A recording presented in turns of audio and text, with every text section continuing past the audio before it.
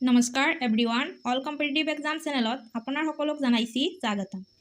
আজিৰ ভিডিঅ'ৰ প্ৰথমটো কুৱেশ্যন হৈছে who is regarded as the second Alexander. কাক দ্বিতীয় আলেকজাণ্ডাৰ হিচাপে গণ্য কৰা হয়? ইয়াত ৰাইট আনচাৰ হ'ব অপশ্যন এ আলাউদ্দিন খিলজী। আলাউদ্দিন খিলজীক দ্বিতীয় আলেকজাণ্ডাৰ হিচাপে গণ্য কৰা হয়। ছেকেণ্ড কুৱেশ্যনটো হৈছে who is known as Kalidas of Assam. কাক অসমৰ কালিদাস বুলি জনা যায়? ইয়াত ৰাইট আনচাৰ হ'ব অপশ্যন চি মাধৱ কন্দলী। মাধৱ কন্দলীক অসমৰ কালিদাস বুলি জনা যায়। 3 নম্বৰ কুৱেশ্যনটো হৈছে which city is known as the Manchester of India. কোনখন চহৰক ভাৰতৰ মানচেষ্টাৰ বুলি জনা যায়? ইয়াত ৰাইট আনচাৰ হ'ব অপশ্যন বি আহমেদাবাদ।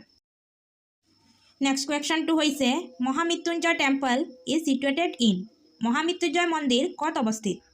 ইয়াত শুদ্ধ উত্তৰ হ'ব অপশ্যন বি নোয়াগাঁও জিলাত। কুৱেশ্যন নম্বৰ 5 পৃথিৱীৰ উপৰিভাগত সৰ্বাধিক মাত্ৰাত পোৱা ধাতুবিধ কি? ইয়াত ৰাইট আনচাৰ হ'ব অপশ্যন বি এলুমিনিয়াম ধাতু। Question number 6 Ankushita Boro is related to which sport. Ankushita Boro কোনবিধ খেলৰ সৈতে সম্পৰ্কিত? ইয়াত শুদ্ধ উত্তৰ হ'ব অপশ্যন বি বেডমিণ্টন খেলৰ সৈতে সম্পৰ্কিত। Question number 7 1 GB is equal to. 1 GB কিহৰ সমান হয়? ইয়াত ৰাইট আনচাৰ হ'ব option D. Question number 8 which is the coldest layer in the atmosphere. বায়ুমণ্ডলৰ আটাইতকৈ শীতল স্তৰ কোনটো? ইয়াত ৰাইট আনচাৰ হ'ব option A mesosphere. Question number 9 which is the warmest layer of the atmosphere. বায়ুমণ্ডলৰ আটাইতকৈ গৰম স্তৰ কোনটো? ইয়াত ৰাইট আনচাৰ হ'ব অপশ্যন বি থাৰ্মস্ফিয়াৰ।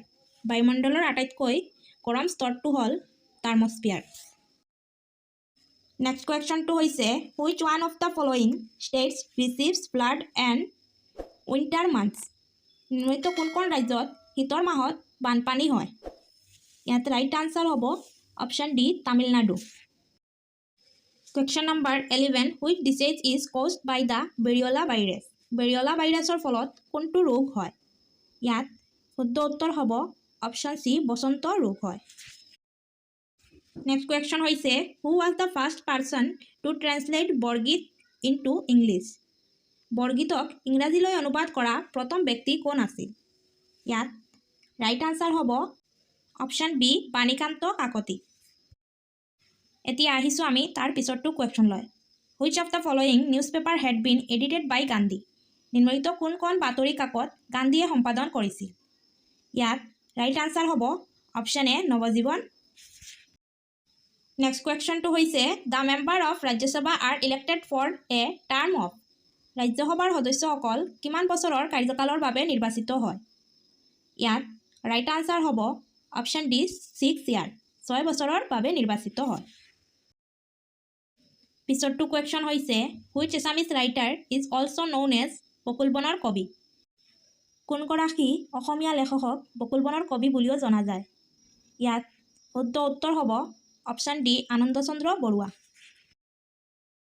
নেক্সট কুৱেশ্যন হৈছে where is the headquarters of Amnesty International located. Amnesty ইণ্টাৰনেশ্যনেলৰ মুখ্য কাৰ্যালয় ক'ত অৱস্থিত? ইয়াত ৰাইট আনচাৰ হ'ব অপশ্যন ডি লণ্ডনত অৱস্থিত। নেক্সট কুৱেশ্যন হৈছে who is known as Napoleon of South India. দক্ষিণ ভাৰতৰ নেপলিয়ান বুলি কাক জনা যায়? ইয়াত ৰাইট আনচাৰ হ'ব option A Rajendra Chola. Next question হৈছে the Deomali is the highest mountain peak of. Deomali কোনখন ৰাজ্যৰ সৰ্বোচ্চ পৰ্বত শৃংগ? ইয়াত ৰাইট আনচাৰ হ'ব অপশ্যন ডি উৰিষ্যা। নেক্সট কুৱেশ্যনটো হৈছে which of the following ocean lies to the west of Australia and east of Africa. নিম্নলিখিত কোনটো মহাসাগৰ অষ্ট্ৰেলিয়াৰ পশ্চিমে আৰু আফ্ৰিকাৰ পূবত অৱস্থিত? ৰাইট আনচাৰ হ'ব অপশ্যন বি ভাৰত মহাসাগৰ। লাষ্ট কুৱেশ্যনটো হৈছে 1 GB is equal to. 1 GB কিহৰ সমান হয়? ইয়াত ৰাইট আনচাৰ হ'ব অপশ্যন ডি 1024 মেগাবিটছ।